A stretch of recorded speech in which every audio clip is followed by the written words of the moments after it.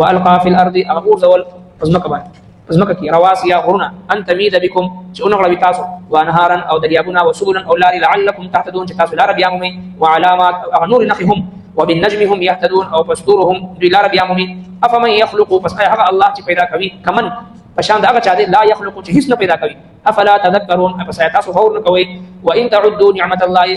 اشمار تاسو نعمت الله لا تحصوها نشمر لشيء ان الله بشك الله جل شانه لا غفور رحيم بخون کې مهربان دی د توحید د اثبات لپاره دلایل د الله د کائنات د وحدانیت چې کوم دلایل په دې دنیا کې موجود دي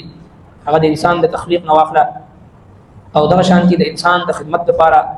د شپې او د ورځې نظام د نور د سپوږمۍ د ستورو نظام او چې د ټول کائنات الله تبارک وتعالى د انسان لپاره مسخر کړی دی تابع کړی دی او الله تبارک وتعالى بار بار دعوت فکر ارشاد فرمایل چې پدې کې نخې او خلق لپاره چې کوم عقل لري او کوم خلق سوچ او فکر او تدبر کوي او دغه شانتي صرف د ازمکه خشکی نه بلکې تری سمندرونه دا هم تاسو لپاره چې ما مسخر کړی دی پدې کې دا کشتیان رواني پدې کې تاسو لپاره تازه وخه د مهي په صورت کې هغه ملاويږي پدې کې تاسو لپاره ملغلري او نور جواهرات د نعمتونه دا الله تبارک وتعالى تاسو د ضرورت لپاره پیدا کړی دي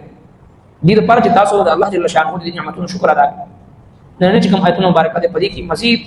د الله تبارک وتعالى د توحید د دلایل ذکر کیږي پاږي کې فرمایي چې ما اور زول تاسو د لپاره د غرونه په دې سمکه باندې دې لپاره چې هغه اونغلوي تاسو لرا تاسو باندې وا نوړي تاسو باندې خوځینه حرکتونه کې پتا تاسو باندې او دا شانتي دریابونه نهرونه لاري ګودري تاسو لپاره برابر کړي چې تاسو لار بیا مومئ او نور نخې تاسو لپاره په دې کائنات کې او ستوري چې دغه په ذریعہ باندې تاسو خپل لار معلوموي او بیا الله تبارک وتعالى یو سوال کوي چې آیا هغه ذات چې الله جل شانه دا هر څه پیدا کړی دی او هغه بوتان چې کوم هیڅ نشي پیدا کولای دا برابر کېدی شي هرګز نشي برابر کېدی نو آیا تاسو هور نه کوئ او بیا فرمایي چې تاسو د الله رب العالمین کوم انعامات دي په تاسو باندې کوم نعمتونه دي په تاسو باندې که تاسو وګورئ چې او شمارئ نو دغه حق ادا کول خو لري خبره دغه شکر ادا کول خو لري خبره او دغه چې کوم حق په تاسو باندې جوړیږي هغه سره تر سوال خو لري خبره تاسو د الله رب العالمین د نعمتونو شمیر هم نشي کولی فبأي آلاء ربكما تكذبان کم نعمت په تاسو جوړلا وي نو اگر چې تاسو دغه حق نشي ادا کولی الله رب العالمین بخون کی رحم کون کی ذات دی چې کوم کمزوریان تاسو نه کیږي تاسو ته معاف کوي والقى في الارض اغور زول په اسمه باندې رواسیا غرونه ان تميد بكم چې اونغلوي په تاسو باندې د ازمکه ابتداء بغیر د غرونه په دې کې حرکت چې کله الله تبارک وتعالى په دې باندې غرونه به تور میخ خخ کو کې خود ورغورځو په دې ازمکه باندې په دې کې سکون راغی او په سوره اما يتسالون کې الله تبارک وتعالى فرمایي چې والجبال اوتادا موږ د غرونه میخ پیدا کړی دی په تور میخ په دې ازمکه باندې خخ کړی دی چې د ازمکه حرکت نه کوي او جدید ریسرچ هم دا دی چې په دې ازمکه باندې د زلزلې د کموالي په وجوهاتو کې یو غټه وجه هغه دا چې د غرونه دي غرونه د ازمکه راټینګ کړی دا حرکت نه کوي هغه شانتي څنګه پکار ځکه الله تبارک وتعالى په تور میخ دا په دې باندې ټکواله دی په دې باندې یخ دی چې دا بالکل پر سکون دی ان تميد بكم شكون غوي تاسو وانهارا او دريابنا وسبلا او لار لعلكم تهتدون تاسو لار بیا موي الله تبارک وتعالى دغه غرونه چشمه روزي دي غرونه لاندې نه نهرونه روزي او دريابونه روزي او دا روان وي او د دنیا کونی ته د انسانانو د ضرورت مطابق الله تبارک وتعالى وته وبو ورسي او دا شانتي لارې په دې غرونو کې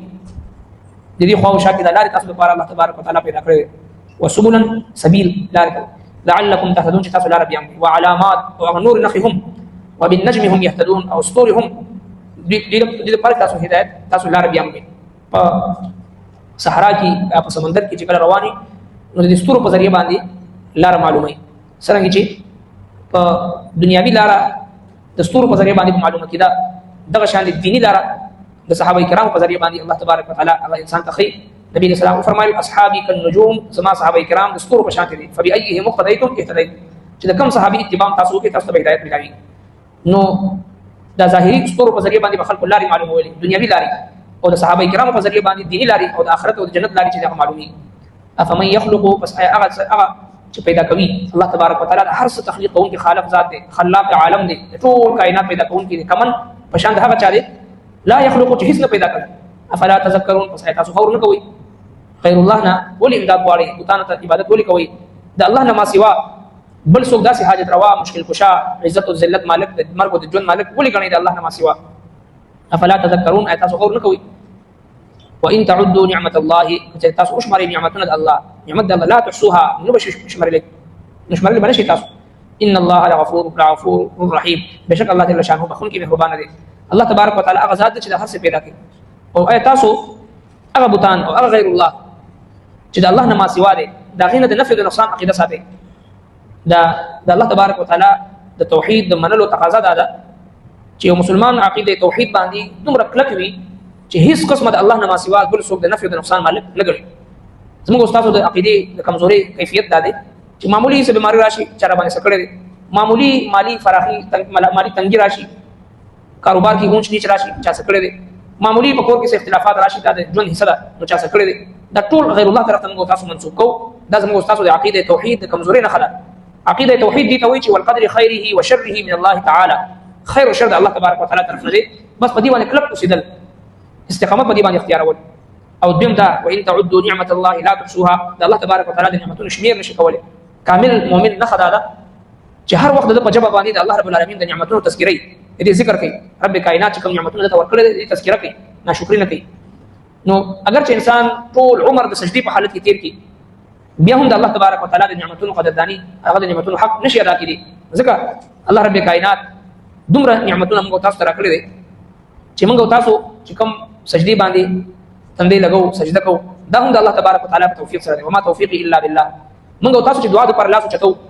د دې لاس چتیدل دا هم زموږ کمال نه دی دا هم د الله تبارک وتعالى توفیق دی نو به انسان څنګه د الله جل شانه د نعمتونو حق ادا کولی شي زموږ استاد د ایمان دولت زموږ استاد د اسلام نعمت په دې اخري امت کې پیدا کېدل د دوه جهان سردار د امت کېدو د شرف دا ټول نعمتونه داسې دي چې د حق موږ تاسو نشو ادا کولی وان تعدوا نعمت الله لا تحصوها نو بشي شمارلې خو تاسو نه کمزوري کیږي ان الله لغفور رحیم ما یو څه کېدو ضرورت نشته دی الله تبارک وتعالى بخون کې مهربان دی